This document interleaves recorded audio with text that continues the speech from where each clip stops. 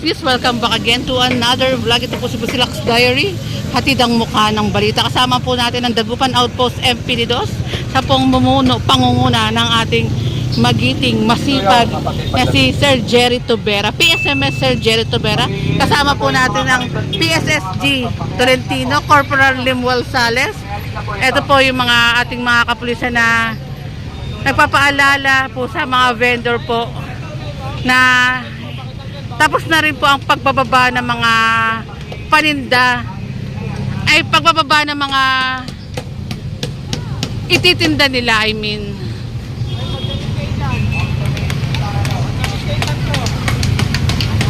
Kaya pinagdadamit po yung mga vendor po natin.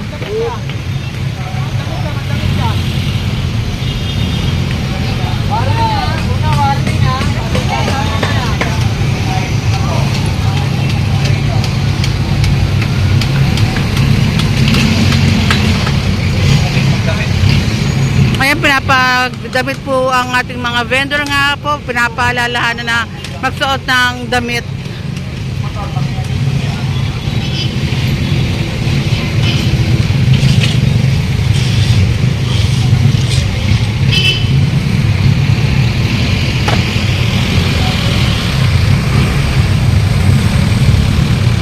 Pakikilit na po yung motor, pakialis po itong kariton.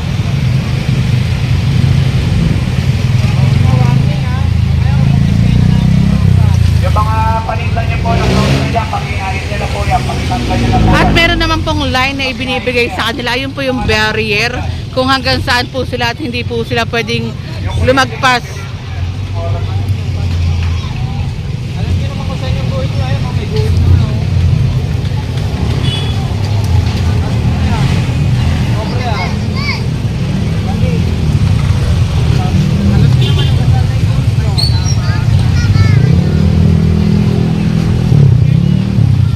Ito po bang guhit na to, sir? Ayan. Ito to, pati yung yellow na pens, yun lang ang sinusunod nila dyan. Ayan o, naglalagpasan po. Ayan, clearing operation po tayo. Pakisabihan, pakialis na to. Tol, magdamit ka dyan.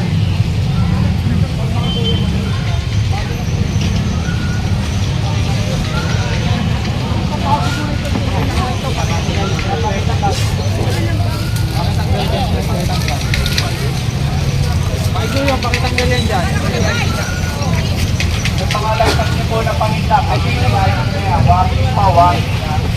Ang tuyo. Ha?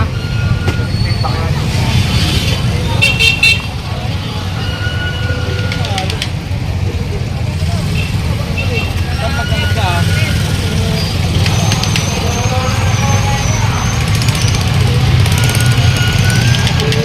Mga kalibat dito, pakialis na.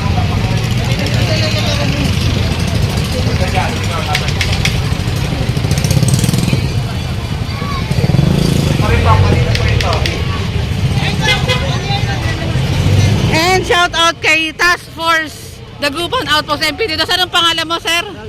Na tinulungan ni PSMS Sir Jerry Tubera na mabago yung buhay din po. Kaya ngayon, ano nang trabaho mo ngayon, sir? Task Force ng Outpost. Salamat, salamat. Share ko lang mga kabungis, sa tagal na nga rin natin na pagko-cover sa Dagupan Outpost. Ang dami na nga rin pong natulungan ni PSMS Sir Jerry Tubera na mga tao. Share ko lang rin si nanay na ay nurse na tinulungan ni Sir Jerry, yung si nanay na nurse na nakalagay ano doon.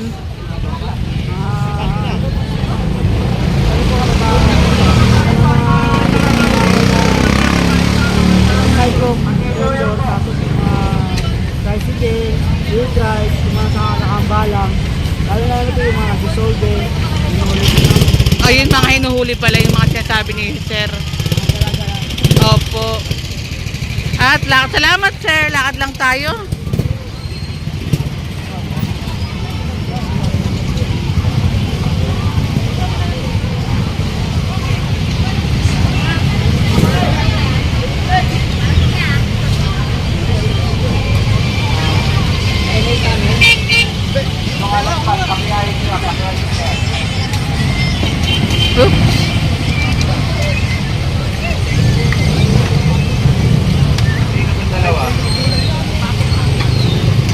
lang makisuyo yung sigarilyo mo ha. Ay, sure.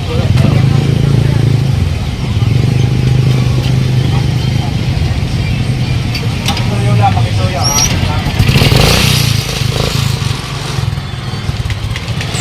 Kung nakababa po yan, pakitanggal niyo po yan.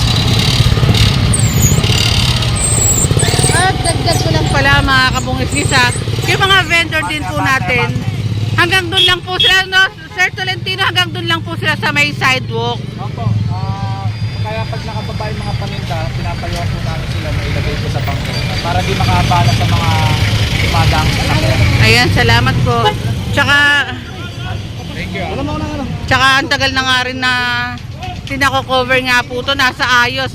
Merong lugar para sa mga mamimili, may lugar sa ating mga vendor, at may mga lugar sa mga sasakyan.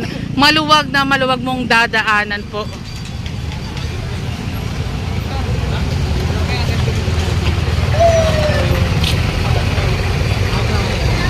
At iniikutan po ito 24/7. Kapag umaga po ba, Sir Tolentino, 4 o'clock po ang paglilinis din po dito. Opo, allowed lang po dito yung night market ng 5:30 p.m. Tapos hanggang 4:30 a.m. ng umaga. Kaya pagkadating po ng 4:30 a.m. Ligpitan na po yan.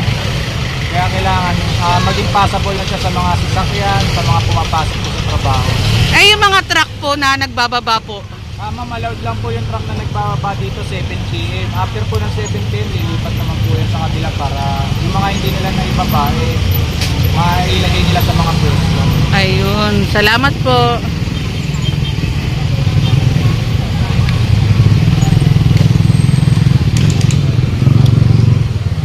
Ayan, pinapakita ko lang rin po sa inyo kung gaano kaluwag ito pong rekto dahil sa ating mga masisipag na kapulisan na nakabantay din po 24/7. At ulitin ko lang mga kabungis-gis, wag nyong gagawing panakot ang ating mga kapulisan nga rin po dahil nga po sa mga sila po ang tutulong sa inyo kapag dumating yung time na nawala nyo po yung mga anak nyo. And sir, matanong ko lang po, ano po ba ang paghahanda ngayon ginagawa ng ating mga kapulisan ngayong darating na Kapaskuhan? Police visibility, additional na tao para dito sa Mexico. Kasi dito yung magiging matahang lugar. Opo. Kaya nagdagdag po ng police visibility yung station namin, nagdagdag sa amin ng personnel. Tapos yung pads, ilagay ulit namin yung pads dyan, may tao po ulit. Tapos yung mobile, rumoronda yung mobile natin, back and forth, para hindi mawala ng pulis dito sa May mga nakabantay po. And ngayon pong balita ko may mga bagyo pong parating. Paano naman po? Handa naman tayo, meron naman tayong security sa station natin. Lagi naman naka-study kayo. Kaya anything na mangyari, wag naman po sana, handa naman po tayo dyan. Oo nga pala Sir Limuel, tanong ko lang, pag may bagyo ba, nakabukas pa rin po ito? Bukas yan. Oo, bukas pa rin Kahit pala. Pasko yan, bagong taon, may nagtitinda rito. Night market natin, hindi nagsasara itong night market natin.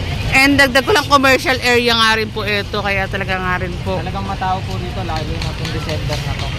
Opo. Pag umaga dyan, kabilaan.